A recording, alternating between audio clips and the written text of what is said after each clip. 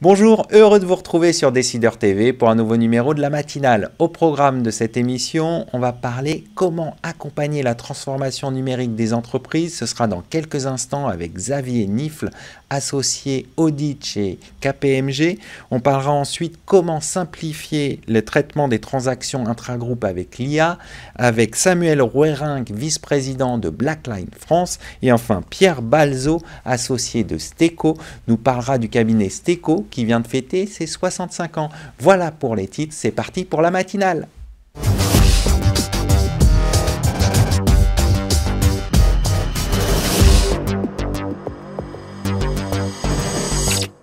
On débute tout de suite cette matinale. Comment accompagner la transformation numérique des entreprises? On en parle tout de suite avec mon invité Xavier Nifle, associé audit chez KPMG France. Xavier, bonjour. Bonjour. Vous avez lancé une campagne sur le digital audit chez KPMG France. Mais qu'est-ce que le digital audit? À quel enjeu répond-il?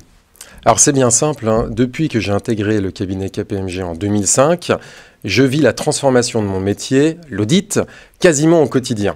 Et j'irai même plus loin, puisque depuis 2 ou 3 ans, c'est une véritable révolution.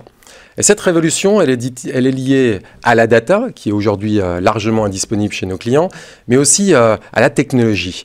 Et c'est bien en combinant la connaissance profonde de nos équipes, de l'organisation de nos clients et la technologie, que nous sommes en capacité de proposer une nouvelle expérience d'audit, tant à nos clients qu'à nos équipes. Eh bien, c'est ce que nous avons voulu mettre en valeur à travers notre campagne de communication.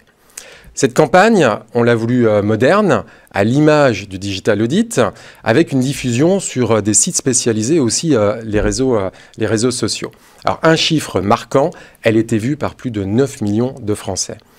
Alors, elle s'appuie notamment sur une vidéo que nous avons tournée avec des collaborateurs du cabinet, sur un voilier au large de Marseille.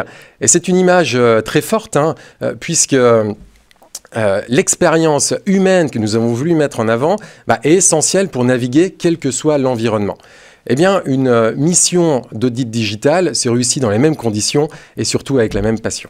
Alors vous avez parlé de révolution, de nouvelles expériences. On comprend que ça a des impacts sur la transformation du métier. Quand vous parlez de transformation du métier, justement, à quoi ça fait référence? Quelles sont les transformations qui sont véritablement à l'œuvre? Alors le renouveau de l'audit s'appuie notamment sur la transformation de nos clients qui sont aujourd'hui en capacité de piloter leur business à travers la data.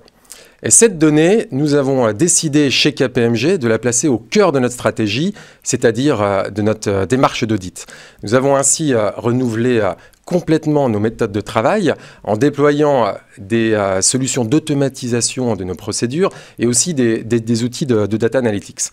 Et avec aujourd'hui l'émergence de l'IA générative et l'intégration de l'IA générative dans nos outils, ça nous permet d'aller un cran plus loin. Et je dirais même qu'aujourd'hui, le métier est passé de la culture de l'Excel à celle de l'ère du data storytelling. Alors ça veut dire quoi? Pour nos clients, ça veut dire qu'on est en capacité de leur apporter un regard nouveau sur leurs propres transactions et environnement de contrôle interne, tout en sécurisant davantage leur communication financière et extra-financière. Et aujourd'hui, avec l'émergence de la CSRD, c'est un des sujets clés chez tous nos clients. Et puis pour nos talents, le renouvellement de nos méthodes de travail avec l'automatisation des procédures permet de leur libérer du temps pour qu'ils puissent se consacrer à ce qui est de plus intéressant dans l'audit, notamment les sujets de zone de jugement et d'estimation, ce qui sont aussi des sujets les plus créateurs de valeur pour nos clients. Alors avec la data, avec l'IA, est-ce que ça veut dire qu'on va se diriger vers l'audit continu? Alors, l'audit en continu était au cœur de mes préoccupations parce qu'il répond à 2 enjeux principaux des directeurs financiers. Le premier, c'est d'identifier les signaux faibles. Et à ce titre, nous avons conclu une alliance avec Mindbridge, qui est tout simplement le leader mondial de l'intelligence artificielle pour l'audit. Alors, avec Mindbridge, ensemble, on a co-développé une solution de transaction scoring et avec Mindbridge et l'audit en continu, on est tout simplement en mesure d'identifier en quasi-temps réel les transactions présentant un haut niveau de risque, que ce soit d'erreur ou de fraude. Le deuxième enjeu des directeurs financiers, c'est d'étaler la charge d'audit, donc l'effort d'audit, tout au long de l'année, pour que leurs équipes puissent tout simplement ne plus être accaparées par les auditeurs durant les interventions d'audit, mais bien au contraire mener de front, j'allais dire, les demandes des auditeurs, mais aussi leur activité au quotidien. Ce qui veut dire que les directeurs financiers, avec l'audit en continu, n'ont plus le regard, j'allais dire, coincé dans le rétro, mais bel et bien peuvent se concentrer sur leurs opérations en cours et surtout celles à venir. Alors vous avez souligné toutes ces transformations. Est-ce que ça signifie que l'impact du digital audit sur l'attractivité du métier est particulièrement prégnante? Est-ce que l'IA générative va remplacer les équipes? Alors bien au contraire. Chez KPMG, on perçoit l'IA générative comme un copilote destiné à accompagner nos équipes. Alors, l'IA générative, aujourd'hui, permet d'aller beaucoup plus loin et même de rendre le quotidien de nos équipes plus performant et surtout plus attractif et passionnant. Donc, pour vous, c'est plutôt un outil d'aide à la décision? Exactement. Alors, je vais vous donner un exemple. Nos équipes vont pouvoir s'appuyer sur des analyses d'une profondeur inédite, ce qui va tout simplement renforcer la qualité des échanges avec nos clients. Et on s'y prépare en formant progressivement l'ensemble de nos collaborateurs. On a notamment déployé un certain nombre de parcours d'acculturation, dont le programme Digital Audit Leader, qui permet à nos talents de participer à la transformation de notre métier en développant concrètement et en déployant des solutions innovantes. On va conclure là-dessus. Merci d'être venu sur notre plateau. Je vous en prie.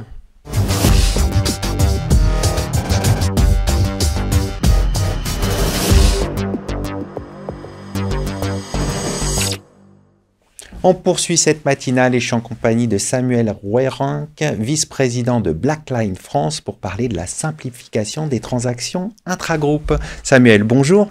Bonjour Arnaud. Quels sont les enjeux de la comptabilité intragroupe?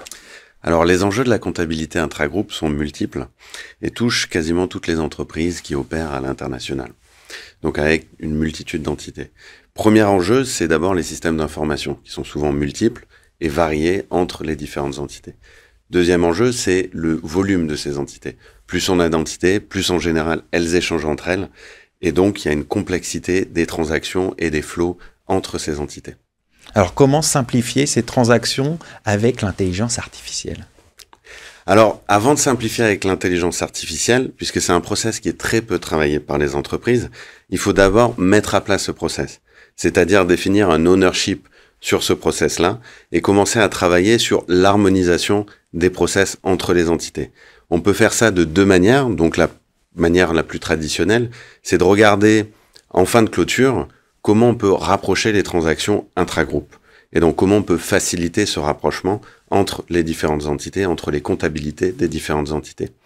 La deuxième manière, qui est un petit peu plus novatrice, c'est de se poser la question à la source, lorsqu'on enregistre ces transactions intragroupes, comment on les enregistre et quels sont les master data qui sont utilisés lors de ces enregistrements.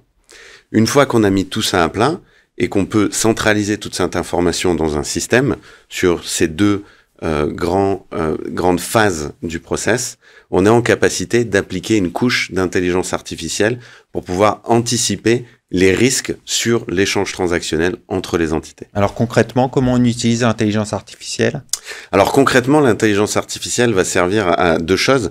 C'est modéliser les différentes flows transactionnels entre les entités. Donc ça, c'est la première chose, c'est pouvoir comprendre en fait ces flows et pouvoir les enregistrer.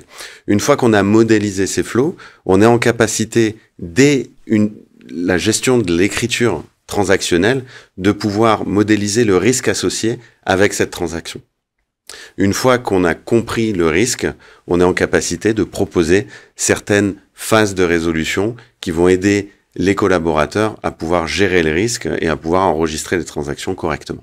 Aujourd'hui, quel type d'entreprise utilise ces solutions?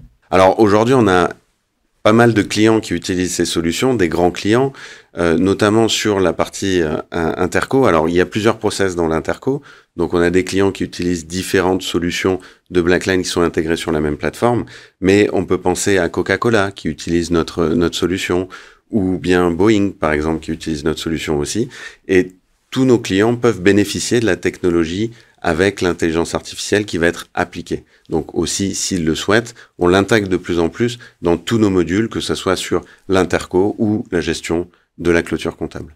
Il y a des futurs développements qui sont prévus? Alors oui, on développe beaucoup. En fait, le premier process sur lequel on a appliqué de l'intelligence artificielle, et ce depuis très longtemps, parce que c'est un process qui s'y prête bien, parce que c'est assez répétitif, c'est sur la comptabilité client. Donc l'allocation des factures au paiement.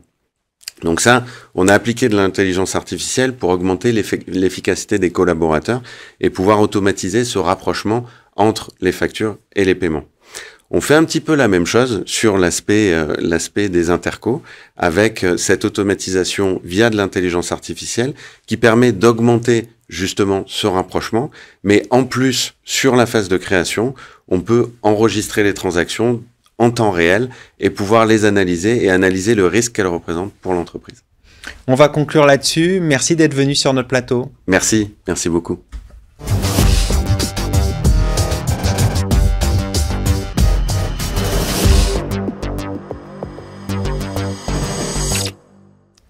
On poursuit la matinale et je suis en compagnie de Pierre Balzo, associé de Steco. Pierre, bonjour. Bonjour Arnaud. Pouvez-vous nous présenter Steco?